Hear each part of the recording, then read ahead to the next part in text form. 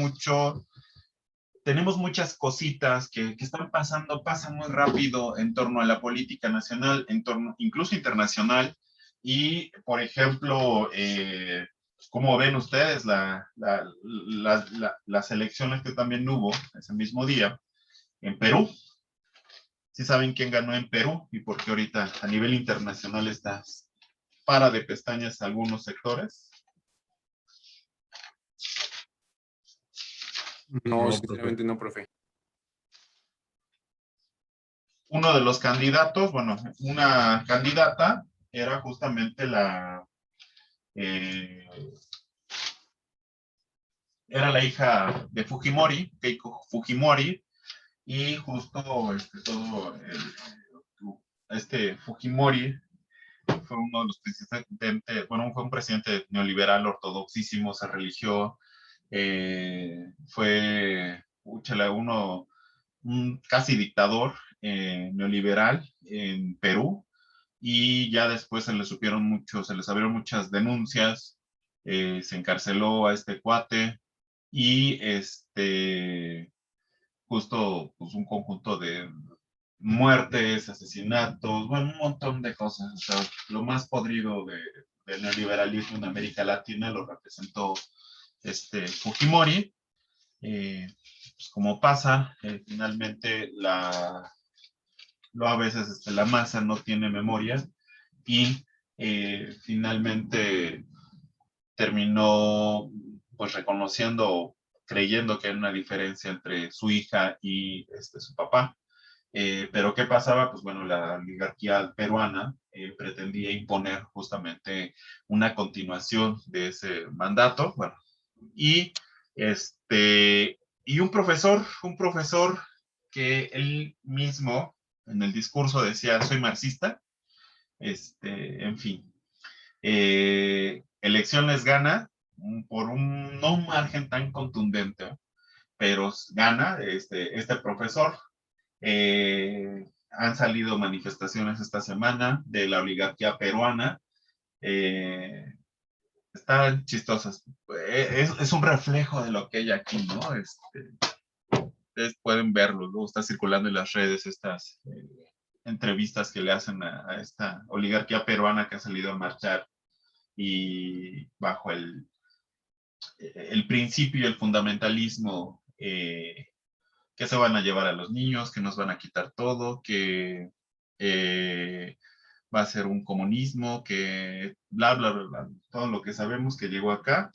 Pero lo importante de todo esto como fenómeno científico, tenemos que analizar por qué se le permitió llegar. Que esa es una de las preguntas que hay, ¿no? Y por qué decimos por qué se le permitió llegar y no decir por qué ganó, es muy importante porque evidentemente seguimos en un sistema capitalista que finalmente el sistema capitalista no es una democracia pura, sino lo que estamos viendo aquí con el seguimiento de Jaime Osorio, de esa lectura de Jaime Osorio, pues justamente él nos plantea quien va a llegar va a ser esa clase capitalista, esos sectores de la clase política, pero van a llegar con un acuerdo principalmente con la oligarquía capitalista, pero también con un acuerdo con las masas, ¿no? Entonces, cabría preguntarse qué sectores de la oligarquía en Perú le han permitido el paso a no me acuerdo el nombre, a este profesor, a este candidato que se autodenomina marxista, del dicho al hecho, quién sabe, ¿no? O sea, por lo pronto eso es lo que está generando esa expectativa, buena o mala, de este candidato, de este presidente electo. En fin, y por eso Pedro Castillo, sí, Xochitl, Pedro Castillo exactamente, y pues por eso quiero exprimirle más, nos hemos ido muy rápido en esta sesión, pero yo solamente, Xochitl, por ejemplo, es quien nos ha compartido un poquito más sobre esta lectura. Eh, y ya para cerrar justamente y entrar a la unidad, a esta unidad siguiente con la lectura de William Robinson, que fue la que les coloqué en el chat y también ya está colocada en el Classroom, pues bueno, nada más quisiera justamente dejar claro, ¿no? Habíamos visto justamente estos debates que hay. Este elemento de consenso y correlación de fuerzas es, yo lo vuelvo a remarcar, el poder y dominación, como lo establece Gramsci, eh, este marxista que desarrolla más los elementos políticos desde el materialismo histórico de Marx. Gramsci vale mucho la pena leerlo. Eh, Habla justamente para existir un poder y dominación también tiene que haber un acuerdo no solamente desde el que él domina, sino también del dominado, que acepta la dominación. Y para eso justamente se establece el consenso, que va a ser un pacto entre los dominados y sus dominadores, o los que ejercen el poder y los que son subordinados. Este consenso va a ser este acuerdo unánime, ¿no? Depende de la mayoría en términos numerarios de la masa, un ambiente cultural que permita ese consenso, un ambiente de un proyecto que toda esa masa esté afín a ese proyecto. Y ese consenso es muy importante porque no solamente es sobre el ejercicio de la dominación, sino también del ejercicio o la llegada de una nueva alternancia. Tiene que haber un consenso. Entonces, tenemos que analizar con qué sectores se hacen los consensos, ¿sí? La coerción, un segundo elemento que habíamos mencionado, que establece leyes, evidentemente el consenso no va a ser para siempre, el nuevo pacto no va a ser para siempre, entonces para que se reproduzca este pacto debe de haber medidas de sanción para que nadie se salga del huacal, que nadie se salga del gallinero, por así decirlo. ¿Por qué? Porque evidentemente va a haber desacuerdos. Entonces la coerción va a establecer leyes, va a establecer aspectos culturales, una reproducción ideológica, para que la fuerza que se vaya rompiendo del consenso, de ese pacto, pueda poder atarse, sujetarse, pueda reproducirse ese consenso, ¿no? Todos los elementos ideológicos son muy importantes. Yo les decía que bajo esta perspectiva, como el consenso ideológico que establece el Estado bajo la reproducción económica, llega justamente hasta la vida cotidiana, hasta los sujetos, en donde, pues bueno, ya no se necesitan muchos policías para ejercer la sanción, la represión, sino simplemente lo que está bien visto o mal visto en el periodo histórico en términos políticos hace que el de al lado o la de al lado nos repriman, ¿no? Decíamos, las penalizaciones cuando hay hacia la crítica, ¿no? En su momento se decía es que eres grillo y después no es que ahora eres chairo, ya después que vaya a venir. En fin, también tenemos justo que la coacción que va a ser justo el último momento en donde ya el pacto ya no es consenso, ya no hay consenso en ese momento histórico, entonces el uso de la fuerza va a ser la prioridad, ¿no?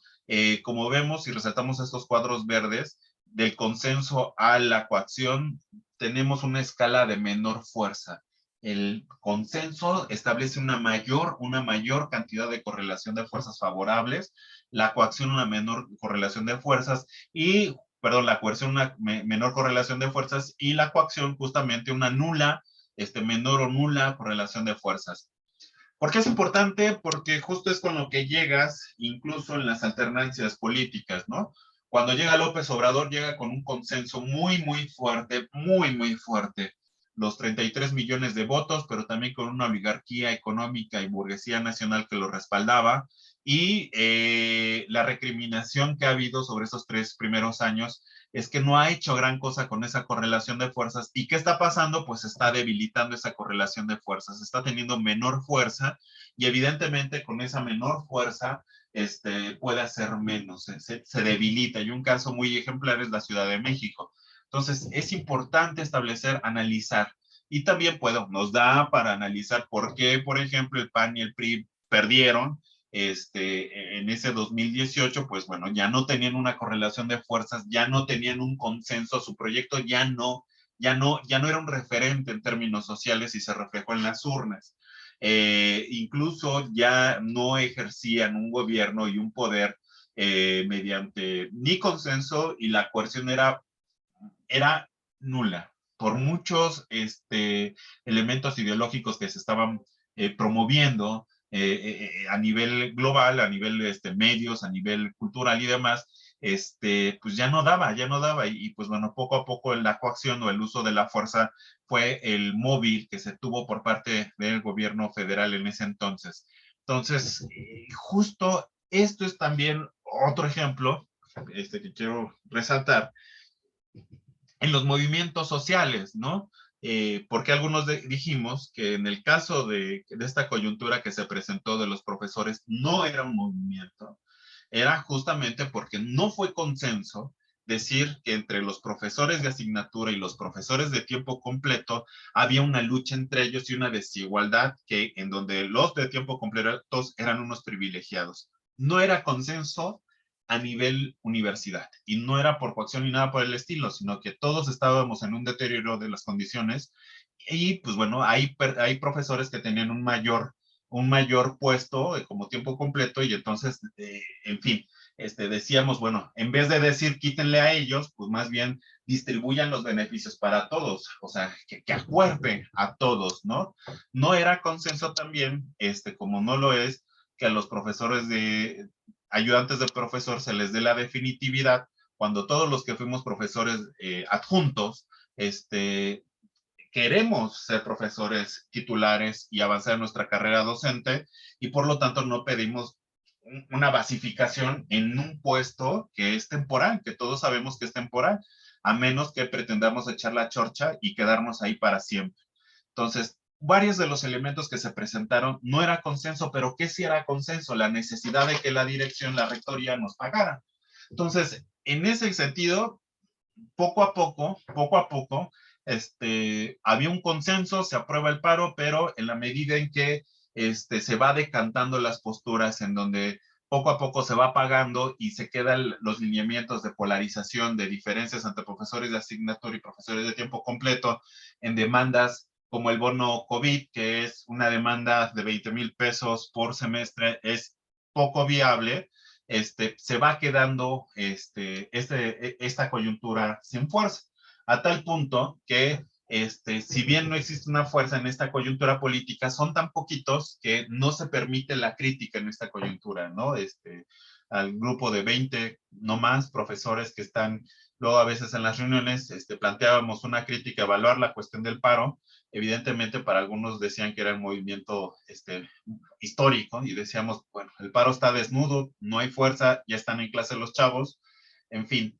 ¿Qué pasa? Pues justamente se reproduce esto en los movimientos sociales y es por algo que este cuadrito, que es la síntesis que hago sobre Jaime Osorio, sí debería de ser considerado, no el cuadrito, sino la lectura que hace Jaime Osorio de Gramsci, para analizar las llegadas, arribos de gobiernos y demás, pero también justamente las coyunturas en los movimientos sociales.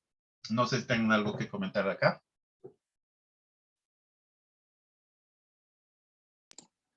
Yo creo que con el caso de bueno, del paro, precisamente fue esta separación o esta polarización la que no da fuerzas y como que no avanzas y estamos estancados prácticamente porque, pues, no veo mucho apoyo entre profesores. Sí, hay como que mucha dispersión y, pues sí, es algo de preocuparse, ¿no? Porque pongamos que entre estudiantes tienen nuestro apoyo y como que esa base, pero entre profesores no, y pues sí, está como de pensarse, ¿no?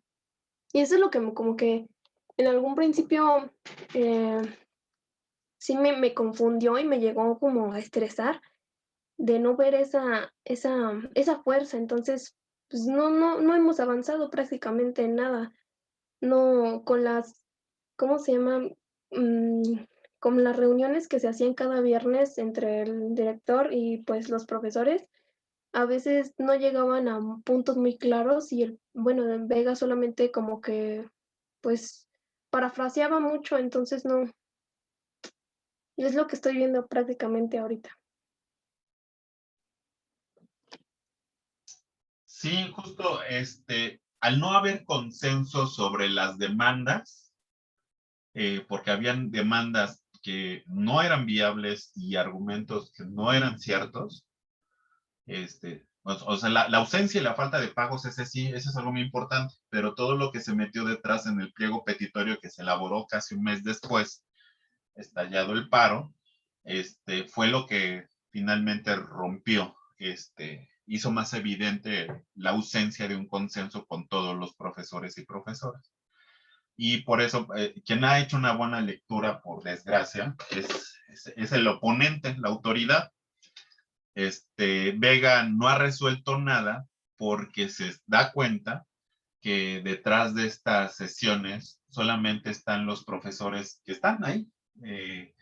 Y pues bueno, yo sí, bueno, aquí se me ha olvidado hacer la pregunta, pero por ejemplo en Economía Política 4, que doy en la tarde-noche, de 24, 3 compañeros, a 3 compañeros solamente le faltaba una materia para ya tener el 100% de sus materias. Aquí no sé cómo está el asunto, me he preguntado, pero justo el problema es que, que los compañeros que han estado como que más al frente no aceptan la crítica. Y eso es bueno, la crítica de nadie, ¿no? Y el problema es que son evaluaciones erróneas y pues a mí, y como lo mencionaba acá, lo que más preocupa es que la consecuencia de esta situación, ¿no? Un paro para nada genera una desmoralización, e incluso, como si se ha anunciado, se sigue anunciando que estamos en paro, y pues la neta es de que ya desde hace un mes ya no estamos en paro, casi un mes.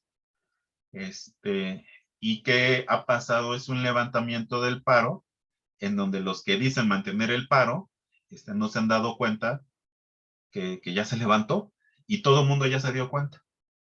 Entonces, así el grupo de los 14, así el grupo de algunos compañeros, por desgracia, estudiantes, muy afines, porque conozco algunos de ellos, al grupo de profesores que está en estas sesiones. En fin, sí es algo que analizándolo desde esta perspectiva, es que pues no hay consenso sobre lo que se pide de quién encabeza, qué sectores, no, y también ellos mismos saben que no hay consenso y son muy violentos con posturas críticas.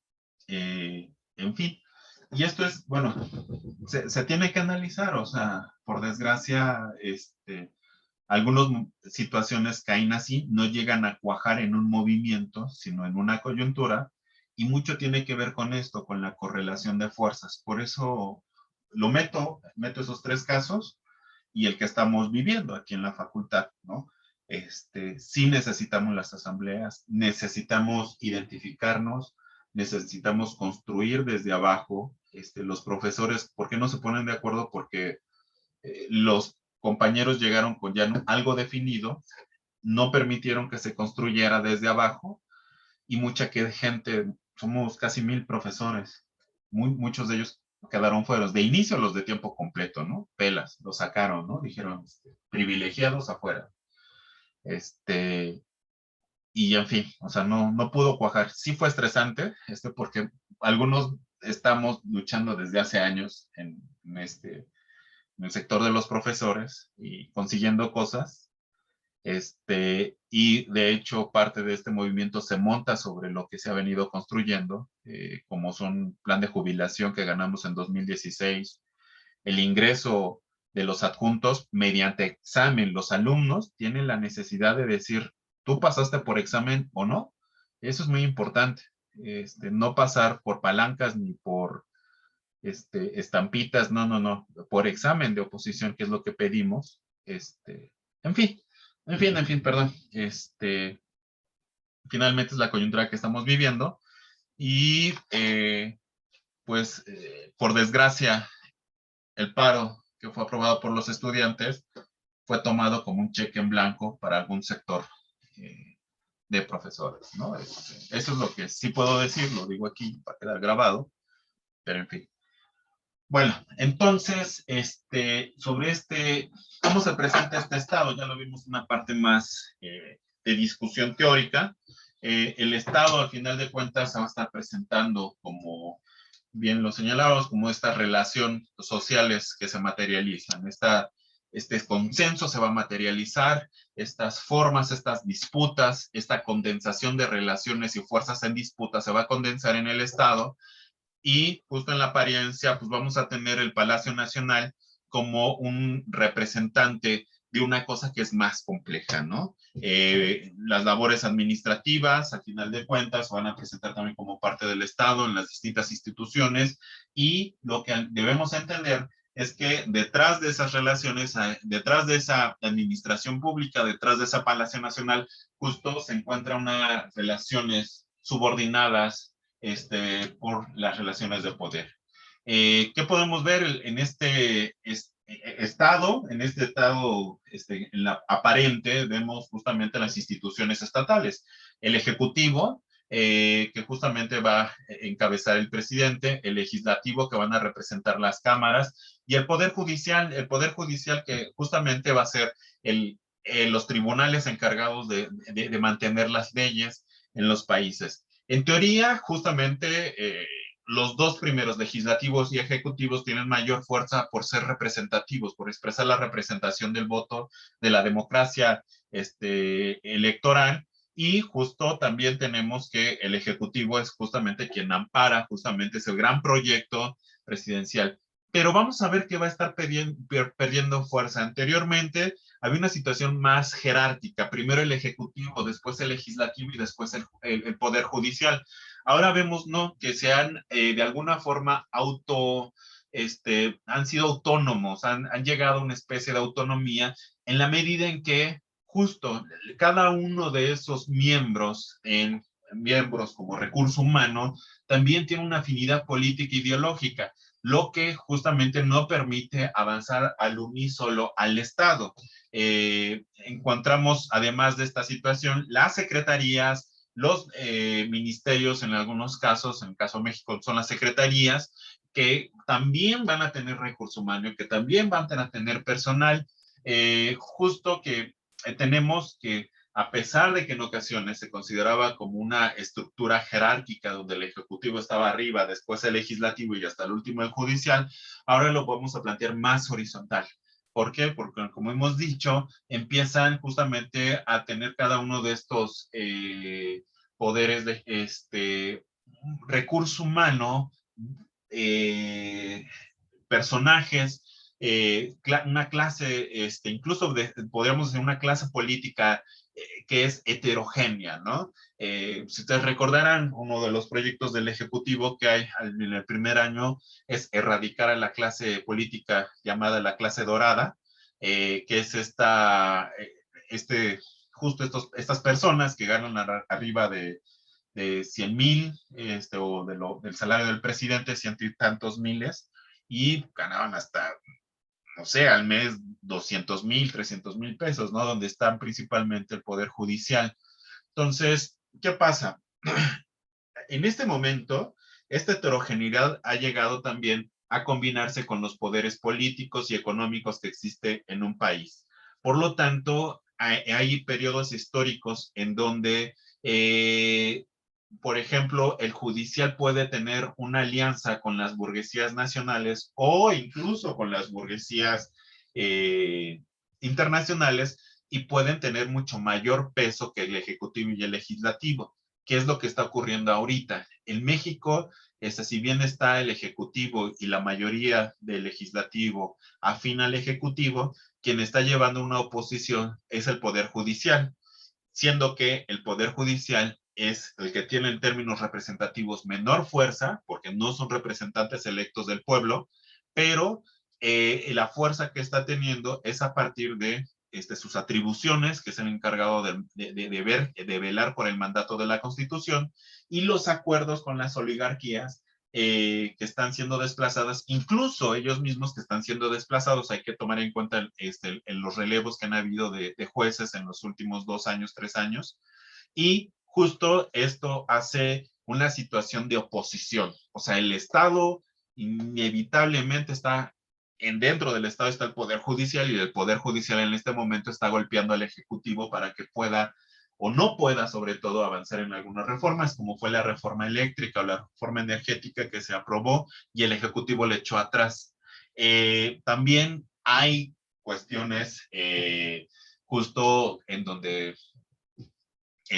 tenemos el caso del legislativo. El legislativo en el caso de Brasil, justo arriba un sector de diputados, de senadores en Brasil, que en el periodo de Dilma Rousseff, ellos hacen aprueban justamente la destitución del Ejecutivo, ¿sí? Entonces, ¿quién tiene más fuerza en ese momento? Va a tener el legislativo. Bueno, evidentemente fue el legislativo con el judicial, en donde tienen mayor fuerza, se hacen un pacto entre estos y desplazan al ejecutivo, ¿no? Entonces, esto lo vemos repetidamente también en la historia en América Latina, como fue el golpe de Estado en donde el judicial, en este caso el aparato militar de con Pinochet, hacen un golpe de Estado a Salvador Allende en Chile.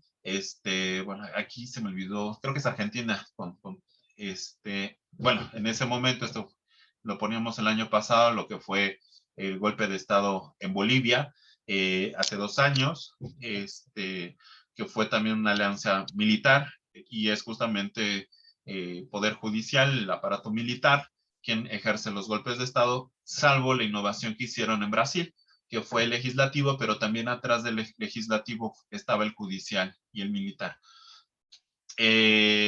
Bueno, Honduras también, eso es lo que acontece, ¿no?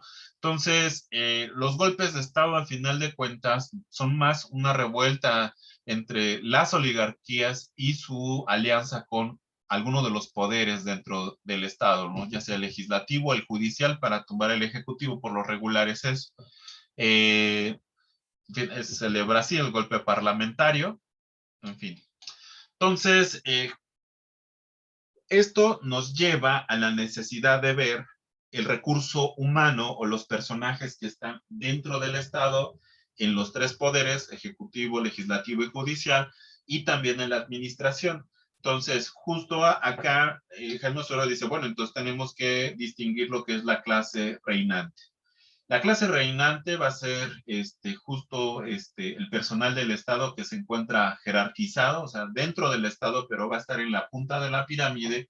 La noción de personal del Estado también va a ser justo esta idea para ver quién realmente detenta el poder, y justo necesitamos entender el reclutamiento de personal, ¿no? ¿Por qué? Porque las secretarías, los ministerios, al final de cuentas, trabajan con un recurso humano que tiene la obligación para ese proyecto político en turno de reproducir finalmente ese proyecto político. ¿Cuál es la experiencia que tenemos en la Ciudad de México? Que las alcaldías finalmente asistió el recurso humano de Morena, y muchos de los achaques que hay desde la gente de abajo, que Morena se dedicó a corresponder, bueno, los militantes de Morena dentro de las alcaldías se dieron a la tarea en la administración pasada de las delegaciones, justamente de regresar los favores del proceso de elección en las alcaldías, y esto lleva a que el recurso humano dentro de las instancias, dentro de las alcaldías, no es el recurso humano más afín a el proyecto de Morena, sino es más bien un recurso humano afín, por decirlo, a otra causa, y eso hace el deterioro que se tuvo en las delegaciones, ¿no?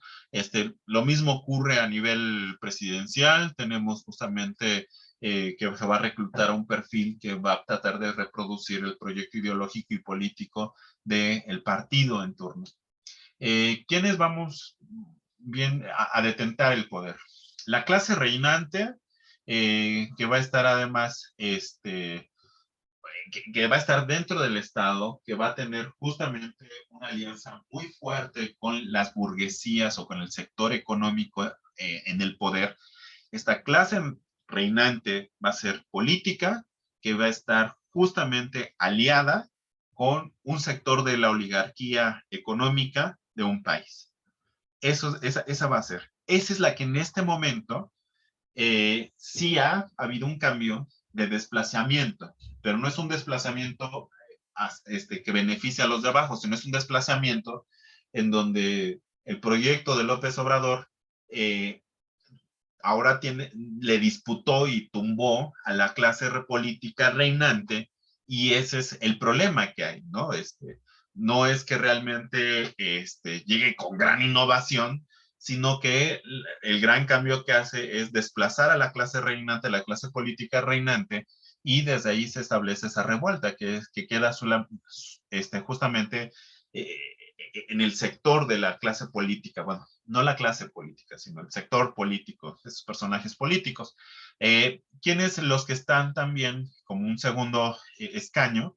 Tenemos a la clase mantenedora, la administradora del Estado, que está justamente principalmente configurada por la pequeña burguesía no propietaria, que es también otra situación de desplazamiento que ocurre. ¿Qué pasa? No sé si te acuerdas que en la elección del 2018 el argumento que había era, es que ellos no tienen la experiencia, Morena no tiene la experiencia, nosotros sí. Sí tenemos doctorados, postdoctorados en el extranjero, pero sabemos robar, etcétera, etcétera, ¿no? O sea, ¿qué era lo que estaba de fondo? Es que finalmente en este estado, en el estado neoliberal, aquí, por ejemplo, estaban sectores de la pequeña burguesía, no propietaria, sino era una burguesía que se mantenía y se reproducía en el estado, favoreciendo a la burguesía y con ingresos sumamente elevados. Un ejemplo de ellos son los economistas que estaban en ese periodo. Sara va a plantear justamente que toda la administración pública en los últimos 40 años va a ser con egresados del ITAM, egresados del TEC de Monterrey, etcétera, de universidades privadas, y uno iba a la administración pública y evidentemente el recurso humano era privado, y eran los hijos de los exdiputados, de los exfuncionarios que ya no iban a escuelas públicas, sino iban a escuelas privadas, y justamente ahí se mantenía y reproducía esta clase política en el poder. ¿Qué pasa en este momento? Pues bueno, el proyecto que tienen estos cuates implica también la apropiación de todos estos espacios y hay un desplazamiento. ¿Qué pasa? Pues bueno, ahora, en aras de mantener el consenso, hay algunos que saltan, que estaban aquí en la pequeña burguesía, pero ahora son más morenistas que el mismo López Obrador, pero con tal de no perder justamente su presencia en estos escaños, incluso en los de arriba, ¿me explico?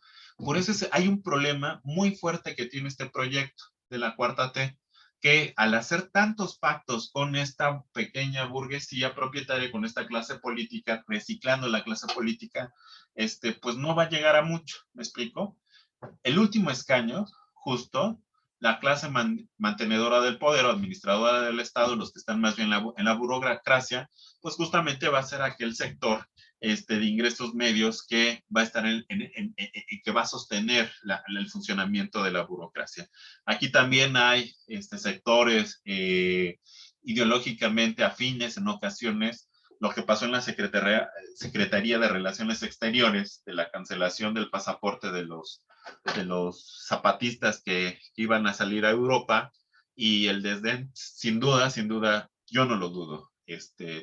Justo porque finalmente, pues la clase burocrática que se encuentra en estas administraciones como Relaciones Internacionales, la Secretaría de Relaciones Exteriores, perdón, pues es la misma burocracia que se tenía con el PRI, con el PAN y demás, que no han sido desplazados porque pues, ya tienen una situación contractual y ideológicamente pues están en otro patín, se siguen moviendo y manejando a las formas de la corrupción de los años anteriores. Por lo tanto, no hay un gran cambio y es muy difícil que esta cuarta T trascienda si no se cambia esta situación.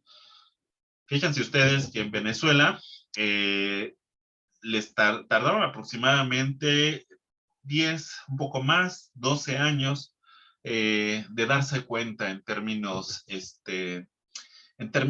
prácticos y pragmáticos. El discurso de golpe de timón de Hugo Chávez es muestra de ellos. Dice, Chin, da una anécdota muy bonita, pero mejor la decimos en otro momento. Lo que él dice es que yo estoy aquí, de alguna forma, aquí en mi clase reinante, en el poder, y todo lo demás, bueno, y yo digo que es comunismo, etcétera, etcétera, los de acá que jalamos, que están aquí en este sector, pues planteamos que es comunismo y la chingada, pero ¿qué pasa acá? El Estado, en la clase mantenedora y administradora del Estado, en los puestos medios importantes, en las secretarías, jefes de secretarías y demás, y la base, los administrativos que estaban en la burocracia, pues son plenamente procapitalistas, entonces no puedo decir que es un Estado socialista el que tenemos. El único güey que es socialista, bueno, lo digo en ese tono porque él lo hace de un tono muy crítico y sarcástico, soy yo, y pues podemos decir que es un Estado socialista, pero si lo demás que está acá no va hacia una alternancia socialista, sino incluso son capitalistas y mantienen todo lo mismo del capitalismo, pues déjenme decirles que todo el Estado es capitalista, ¿sí? Y de ello surge la iniciativa de decir tenemos que transformar al Estado, que es una discusión pendiente, pero que sí se ha estado llevando a cabo desde abajo, ¿no? Es un Estado desde abajo que por ello, pese a lo que veamos en las noticias, y sí hay una situación de bloqueo muy cabrona, esta nueva reconfiguración del Estado está muy en pañales, pero sí está eh, tratando de dar una alternativa a este Estado como conocemos. Pero en fin, eh, bueno, hasta aquí hay alguna duda.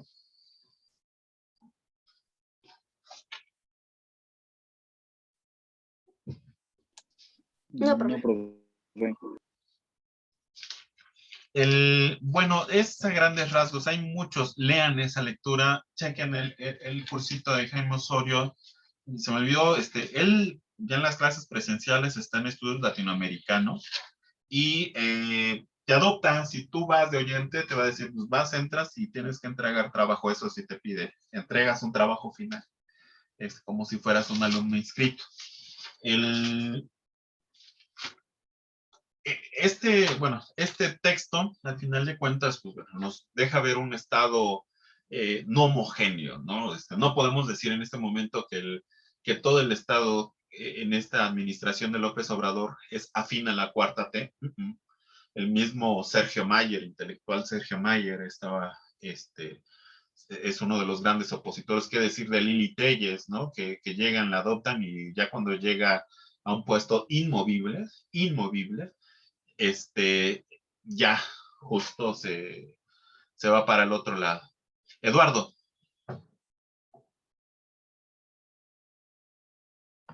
¿Qué pasó, profe? Pensé que querías participar. Ah, no. Ya.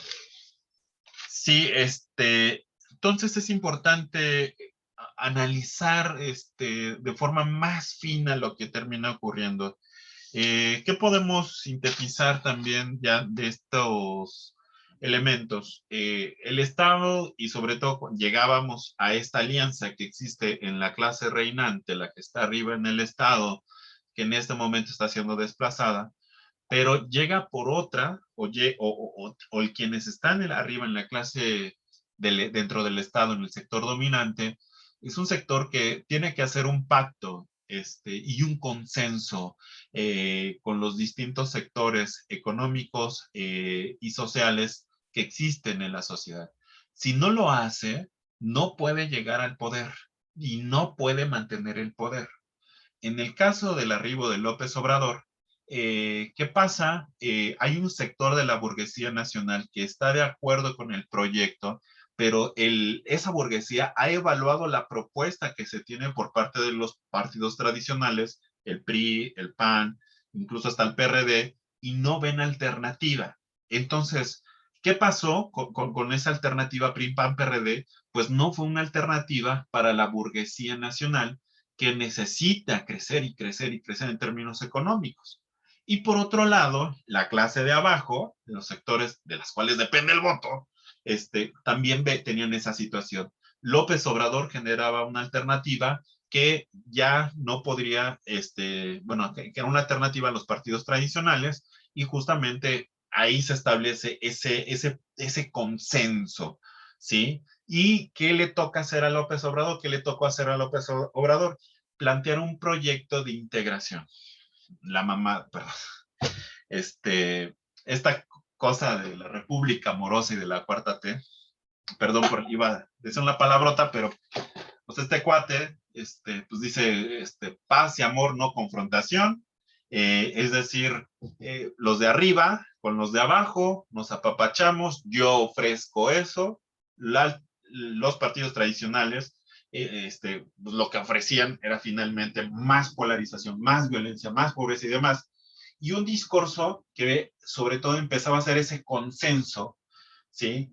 Consenso entre los de arriba y los de abajo, que era intermediado por López Obrador y se transformaba en un consenso hegemónico. Esa palabra de hegemónico es que es abrazado en un momento histórico determinado por todos los sectores de la sociedad y se expresa en las urnas con los 33 millones de votos. Pero las hegemonías se sustentan por los consensos de los distintos sectores políticos, económicos y sociales que están abrazando en un periodo histórico el proyecto que están llevando a cabo, en este caso López Obrador y la Cuarta T. ¿Es permanente? No es permanente. No es permanente. Los proyectos políticos, así como pueden tener la hegemonía, o sea, la totalidad del reconocimiento, del consenso, de la afinidad política e ideológica, también se desmantela, ¿no? La pregunta que se estarán haciendo los otros partidos políticos es cómo construyo un proyecto que pueda desmantelar al proyecto que tiene este cuate, López Obrador. Esa es la pregunta que se están haciendo. Bueno, el sector más inteligente, el más bruto es pues, como el PRI, ¿no? Etcétera, pero esa es la pregunta más, y algunos le están rascando y están viendo, bueno, o sea, bueno, un sector, si se están dando cuenta, siguen con el golpeteo de decir es que el gobierno de López Obrador es, destruye al país, pero pues, ¿qué teníamos de país? El país estaba destruido por esos güeyes. Entonces, ese tipo de lineamientos pues no generan una alternativa. Y los más inteligentes justamente están buscando la alternativa. ¿Qué proyecto engloba a los sectores populares? ¿Qué proyecto incorpora a, a la burguesía nacional que nos ha desplazado a nosotros como su promotor político de ese consenso, ¿no?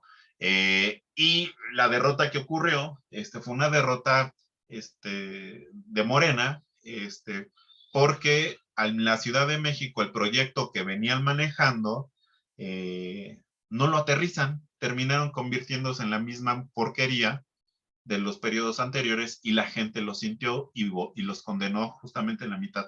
Lejos de esos elementos que hay que partir a la Ciudad de México por clases más altas, menos altas, o sea, va más allá.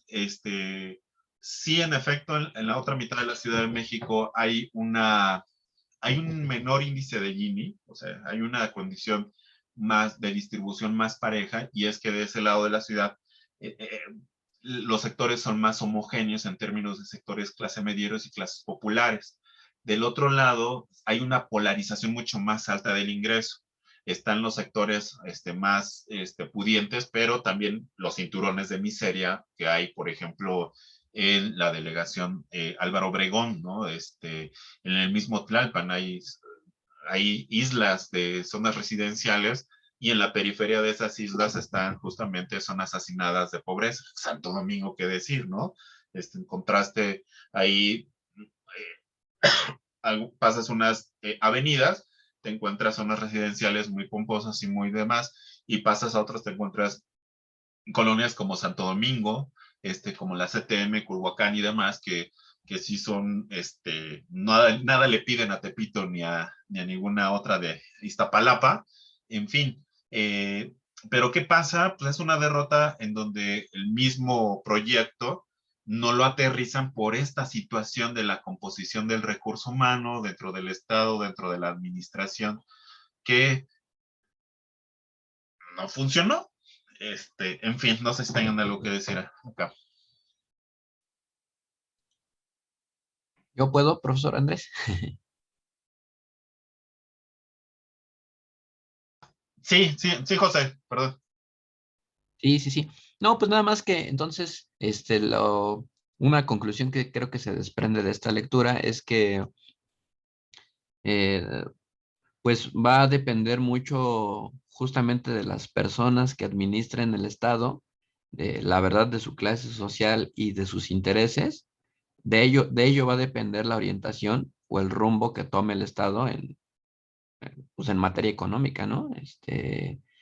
Pues si tienes allí a gente, y no lo digo en mala onda, no es discriminación ni nada, pero si tienes a gente formada en su mayoría en el ITAM, que es una escuela diseñada justamente para que se metieran pues al gobierno, al Estado, sus egresados, con el fin de pues echar al Estado en materia económica, pues si los tienes ahí, obviamente, pues esa va a ser la orientación que va a tomar pues, el Estado, ¿no?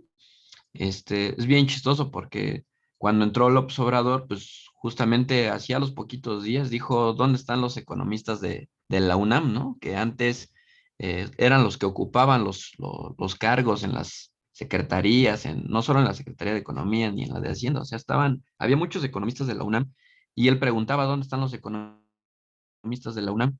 Híjole, eso les causó una tirria. O sea, me acuerdo mucho del programa donde salía Carlos Vallarta y el hermano de Facundo, el cuate ahí en el Canal 11, que luego ya terminó el programa, o sea, fueron y se metieron al ITAM, a entrevistar a los estudiantes y bueno, pues ellos se sentían discriminados, ¿no? De esos dichos de López Obrador. Y bueno, pues cuando ves, o sea, se mete a un salón y ahí están como las placas, algo así. Creo que hasta los salones llevan sus nombres de la gente más reconocida.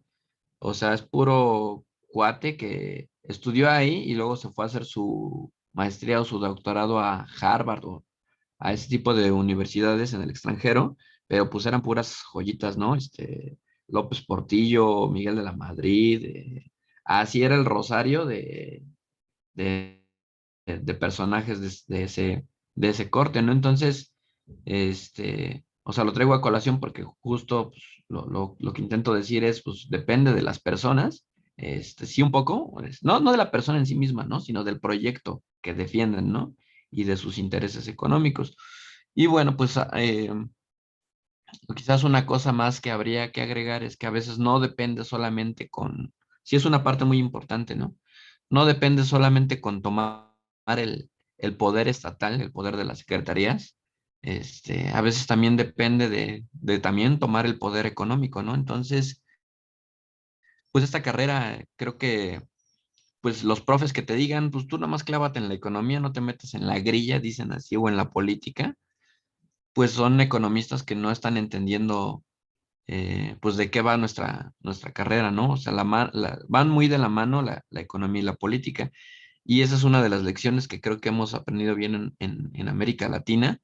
O sea, Salvador Allende tomó el gobierno, tomó la política, pero no tomó el poder económico. Y si no tomas el poder económico, pues al rato te andan haciendo paros petroleros, como en Venezuela, y pues al rato se te avientan a armarte golpes de Estado, ¿no? Sí, justo como ocurrió en Bolivia también más recientemente. Creo que esa es una de las grandes lecciones, ¿no? Que habría que agregar a esto que nos comenta en ese texto el profesor Jaime Osorio. Pero bueno, quizá eso ya es parte de otra discusión, de otra reflexión que creo que todos tenemos pues sí, que hacer, la verdad. Ya. Gracias, José. Sí, creo que ahí lo importante, si bien no tomas el poder económico, ¿cómo estableces el consenso? ¿Cómo estableces la hegemonía? ¿Cómo estableces los pactos? Entonces, podemos sintetizar justo que este aporte que hace Jaime Osorio, por así, retomando a Gramsci, es justamente identificar un estado real, palpable, no solamente quedarnos en la nube intelectual, sino que ver la importancia que hay en mantener una correlación de fuerzas, identificar el recurso humano que está en el Estado, la necesidad de un proyecto político que sea consenso, y también hacer una buena radiografía del Estado, ¿no? Y de la función pública, que nos permita justamente entender por qué el Estado cambia, ¿no? Este pacto con la burguesía, este pacto con ver esa burguesía, como hemos mencionado, que no es homogénea. El capitalismo no es homogéneo. Lo a veces desde sectores más infantilistas de izquierda dicen, no, es que el capital y es que López Obrador es lo mismo que el PRI. No lo es. Tampoco es, digamos, la revolución socialista mexicana, ni nada por el estilo, ni una cuarta T, menos, está muy lejos de serlo, pero no es lo mismo el Morena que el PRI o el PAN, ¿no? Entonces estos argumentos zapatistas que hay, de caracterizarlo igual, en absoluto, cometen un gran error y al final de cuentas terminan haciéndole el juego a la derecha, como ahorita el Tren Maya se apapachan mutuamente de forma involuntaria o inconsciente o consciente. Lo atacan por igual, son los mismos argumentos, que casi Utilizan hasta los parece que se mismos. ponen de acuerdo. Exactamente, sin querer, pero su falta de visión, de análisis, los lleva justo a pensar que todo es lo mismo y quien sale favorecido es otro sector, que en este caso es la derecha. Entonces, es lo mismo, en fin. En fin, sí, sí, sí hace falta muchísimo. Bueno, ya esto que mencionaba José, de los economistas, y que hemos mencionado, este es el librito de Sara Bab, chicos, de Sara Bab, que es Proyecto México, de cómo los mexicanos. Aquí, pues, bueno, es el librito. Por el filtro que le puse no se alcanza a ver bien. Es Proyecto México, de cómo los economistas, bueno, hay un artículo que sintetiza este libro, que es cómo los Mexican Doctors llegaron al poder. Aquí el Proyecto México, en el libro es Los economistas del nacionalismo al neoliberalismo, de Sara Bab. Eso socióloga, vale muchísimo la pena verlo. El papel que tiene el recurso humano de los economistas en las distintas secretarías. Bueno, de aquí vamos a pasar rápidamente a esta introducción que queremos con este otro libro de William Robinson. Que le puse el filtro para que no vean mi desmadre que tengo aquí atrás. El texto que les envié es de William Robinson. William Robinson es un sociólogo, tuvo una etapa de reportero. Estuvo cubriendo las guerrillas en América Latina, en Sudamérica, en Salvador y demás. Fue corresponsal y ya después regresó a la academia, ¿no? Él hace una interpretación debatiendo con estas interpretaciones de la globalización, pero ahora nosotros lo metemos en esta introducción de qué pasa con el Estado. Y ya nos estamos acercando, sí, al Estado, pero también nos estamos acercando a la mundialización que tenemos. El Estado y la mundialización, o el Estado y el sector externo, están muy de la mano. ¿Por qué? Porque la evolución histórica, tenemos una reproducción económica que va avanzando con una economía cerrada entre 1945 hacia 1980, un Estado fuerte, y justamente no podemos entender el sector externo como el que tenemos sin el desmantelamiento del Estado. Y no solamente a nivel nacional, sino también a nivel mundial. Hay esta situación de la mundialización como un nuevo fenómeno en la década de los 90. Justo se hablaba de globalización. Después John Sachs Fernández va a decir, estamos haciendo un uso excesivo de esta palabra globalización. Va a ser un concepto popular que se tiene justamente de esta mundialización económica que estamos teniendo. Y lo importante, más de llamarle nombres pomposos y dejarnos llevar acá por esta integración, esta mundialización de la economía, de sus mercancías, de su cultura, de todo lo que nos ofrece, tendríamos que entender a qué se debe. Y justo el textito de William Robinson justamente pretende hacer esa desmenuzar. Pero, ¿por qué William Robinson y no otro autor? Porque William Robinson dice, bueno, a toda esta situación que estamos viviendo en la configuración del Estado, desde lo que es la Revolución Francesa hasta la actualidad, en la globalización, no solamente vemos una situación de economía cerrada, economía abierta, mundialización de la economía, sino también una transformación del Estado en donde si bien en 1940, 1982, la característica era que los estados se movían, como bien señala Jaime Osorio, bajo un acuerdo de las oligarquías nacionales con la clase política nacional, la pregunta es, ¿se ha mantenido esa misma dinámica en el periodo de la globalización? Y va a decir, no. Ahora tenemos una clase capitalista que no es nacional, sino es también transnacional, que tiene intereses no solamente en México, sino que tiene intereses en otros países y también otras clases que bien pueden tener la nacionalidad, estas personas tienen justamente intereses económicos en los distintos países del mundo. ¿Por qué? Porque finalmente ahí permite su reproducción económica, la obtención de sus ganancias y por lo tanto les interesa justamente establecer acuerdos con la clase política de ese estado, de ese país, aunque él no sea de ese país. Entonces las clases transnacionales van a jugar un papel o han jugado un papel muy importante a nivel internacional, sobre todo lo hemos visto muchísimo, igual, todo el mundo, pero en América Latina. Quienes han estado detrás de los golpes de estados y de las oposiciones a los proyectos alternativos en América Latina, no solamente han sido las clases nacionales o las burguesías nacionales, sino también las burguesías internacionales, ¿no?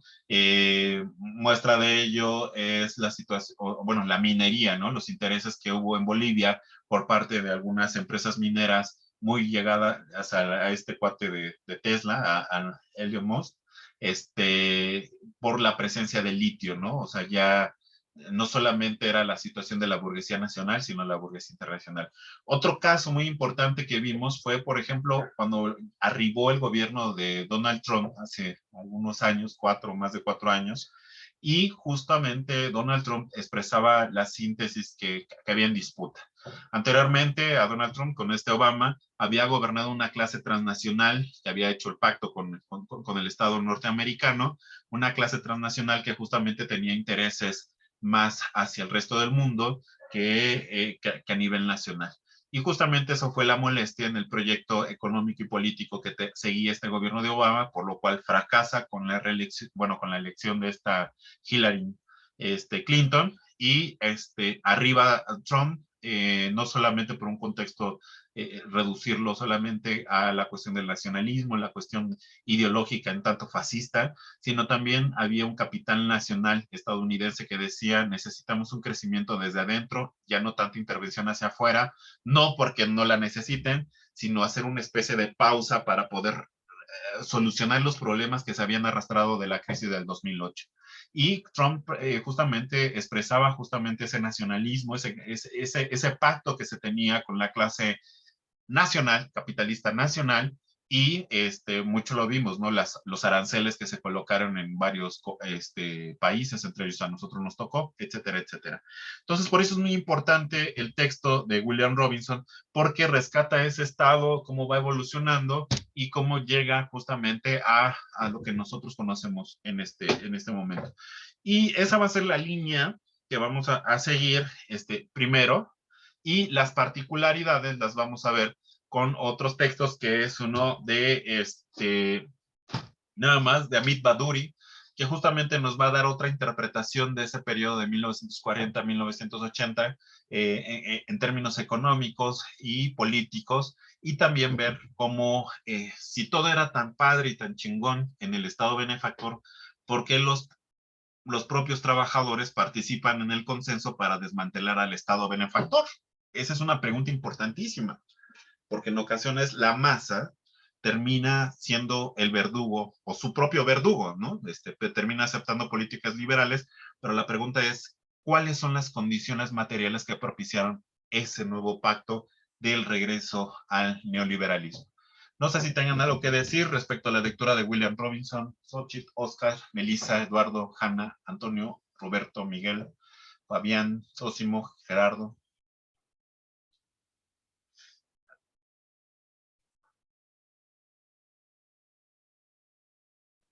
Pues, espérame, güey, es que voy a participar. Pues, bueno, ya la leí y al inicio tiene mucho parecido con la lectura de Lenin en la cuestión del cómo explica que surge el Estado-Nación. Igualmente tiene mucho parecido con la lectura de Keynes, sobre Keynes y el Estado. Bueno, aunque no lo dice tan explícitamente, sino más bien se refiere a cómo se configura el Estado y qué tipo de sistema apoya, aunque obviamente no dice explícitamente que fue por que estaba la contrafuerza de la URSS y todo el aspecto de político de los obreros y todo eso, nada más dice abiertamente que fue por las limitaciones y correlaciones de fuerzas en la época, por lo que se formó el Estado con un compromiso social, que que es como lo determina William Robinson. Bueno, y también tiene mucho no sé si William Robinson habrá leído a David Harvey o Carlota Pérez, pero pues habla mucho sobre la acumulación flexible, bueno, en las lecturas de David Harvey y Carlota Pérez, ya ellos hablan creo que es David Harvey de 4 revoluciones industriales y Carlota de 5, y en una de ellas pues es el cambio del Fordismo a la acumulación flexible, ¿no? Y todo este cambio de la subcontratación, la búsqueda de la abaratación de la mano de obra, porque en la crisis del 70 el capitalismo no ve otra salida más que la globalización, ¿no? Y la globalización como tal explica William Robinson que él ve la globalización total o completa en el momento en el que, y es muy interesante, ¿no? Verlo así, en qué momento es en el que ya se considera una globalización como tal, y es el momento en el que ya no existe ningún aparato o sistema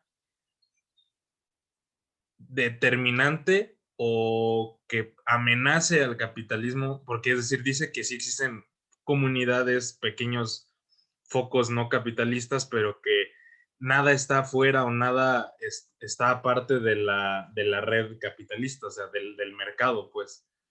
Y ese momento explica que el proceso fue cuando se implementa el neoliberalismo y entonces todos los países, porque bueno, explica, es que son demasiados elementos, entonces trato como de ponerlos en orden. O sea, al inicio explica que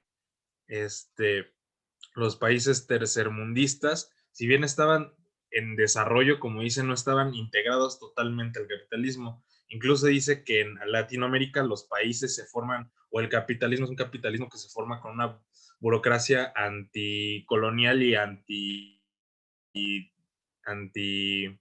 antidictatorial, ¿no?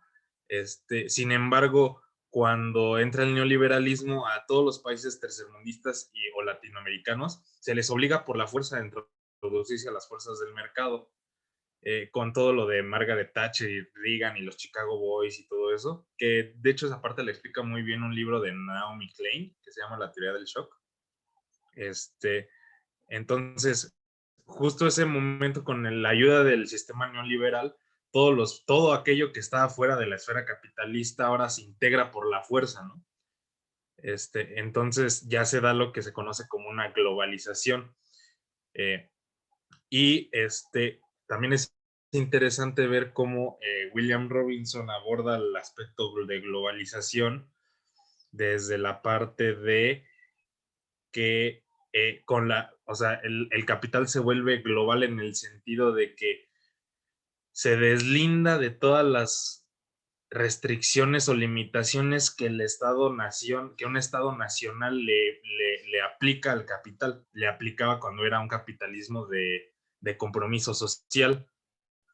Entonces se traslada y bueno, se da toda esta desregulación comercial con el GATT y todas esas instituciones que se forman con, o sea, con el acuerdo de Washington y todo eso.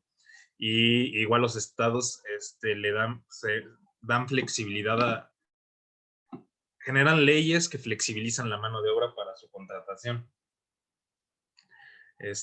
Entonces, pues es eso, o sea, lo que más me iluminó, bueno, me ilustró de la lectura fue como el hecho de determinar la global, o sea, darle una definición a la globalización, darle un proceso específico y darle un punto de inflexión específico, que es muy importante, ¿no? Porque todo el mundo habla de la globalización como algo así muy, ¿cómo se dice? Algo así como algo místico, algo así, algo que pasó así de la noche a la mañana, como algo que no tiene un punto específico. O sea, porque William Robinson dice que siempre existió el capital pues extranjero y todo eso, ¿no? La inversión extranjera, pero el hecho ya de globalización ya es el proceso que explica, ¿no? Que cuando ya no existen los estados socialistas y todo eso, que ya todo está dentro de la esfera del sistema capitalista. Entonces, bueno, esa es mi participación, profe. Muchas gracias, Eduardo. Muy bien, muchas gracias. ¿Alguien más?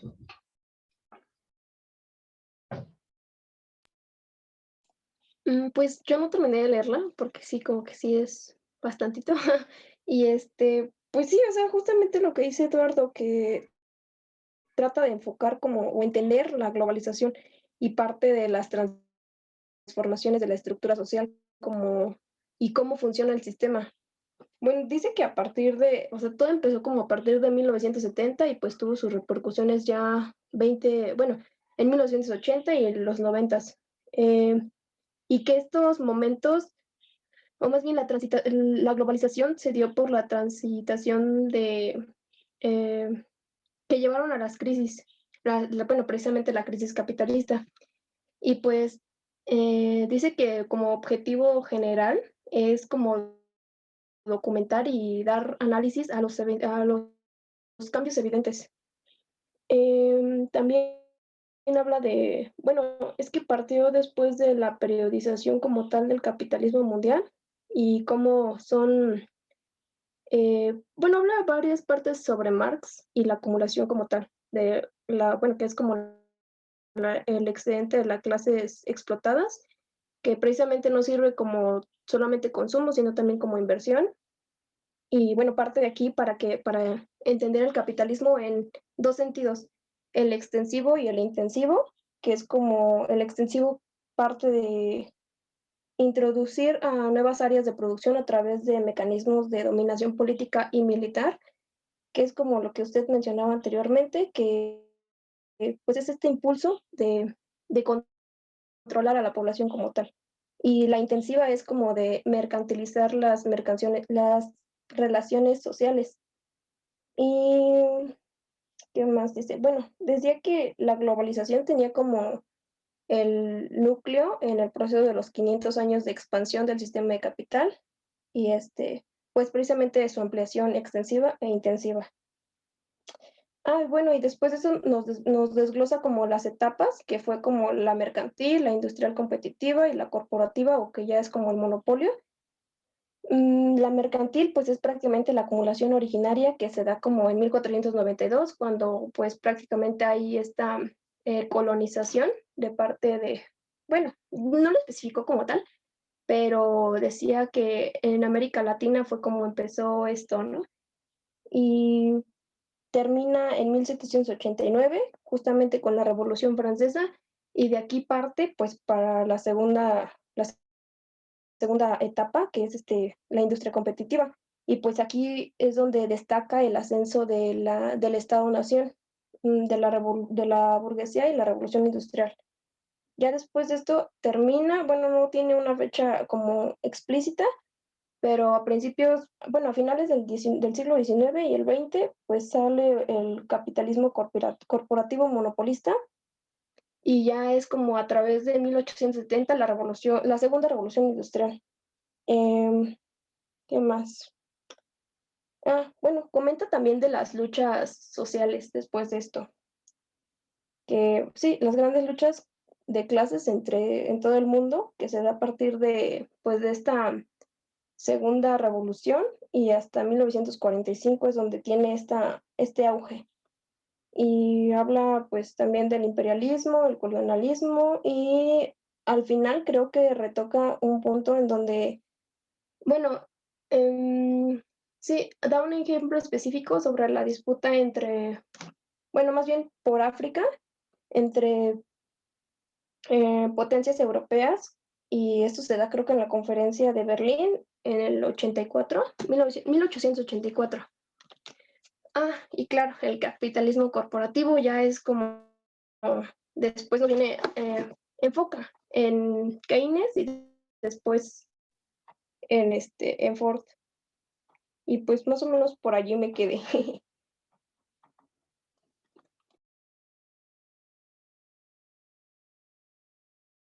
Muy bien, Xochitl.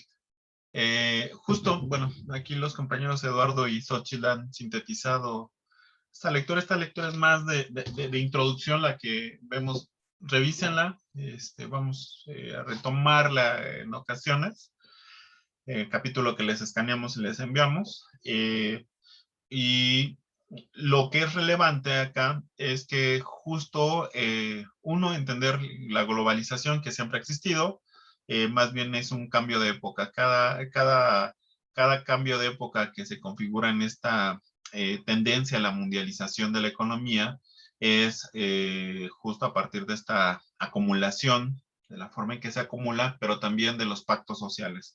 Entonces, a partir de ahí dice, bueno, los cambios de época que podemos ver, que son los que mencionó Xochitl, mercantilismo, esta parte del periodo imperialismo y después capitalismo corporativo, tienen la característica, y bueno, finalmente este periodo, globalización, tienen la característica que tienen tres elementos. Uno, el nodo central de cómo se lleva a cabo la producción. Entonces hablamos justamente de la revolución industrial, estaba configurando una forma de producción que queda más clara hacia el Fordismo a principios del siglo XIX. Entonces ese es un elemento de paradigma de producción que justamente va a llevar a cabo la forma de producción. Otro elemento son los pactos sociales. Los pactos sociales son los acuerdos que se establecen a partir de las tensiones sociales, de las luchas sociales que llegan a un acuerdo que se establecen en las constituciones. El acta Bedbury va a ser una de las que va a resaltar el mismo William Robinson después de 1945, porque en esta se establece el pacto en Inglaterra y también en Europa, sirve de referencia en Europa, en donde se reconoce justamente la situación de los trabajadores, y Bedbury hace un señalamiento de no solucionar los problemas de salud, de educación, de pobreza en la población en general, la población de los trabajadores. Pues bueno, el fantasma del socialismo se los va a comer o los va a llamar. Entonces eso hace que se establezca un nuevo pacto, ¿no? Y por último, la cuestión económica, ¿no? La forma en que se va a administrar la economía, se van a dictar las políticas económicas, en este caso 1940 va a ser el keynesianismo. Entonces esos tres elementos van a ser yo creo que es lo que se le puede exprimir los periodos, los cambios de época, podemos ver tres elementos que están en él. Y que es el paradigma de producción, los pactos políticos y las teorías económicas dominantes. En estos tres encontramos también cómo se va a reproducir la economía y cómo el Estado va a entrar a la reproducción económica, ¿no? Y bueno, aquí le paramos.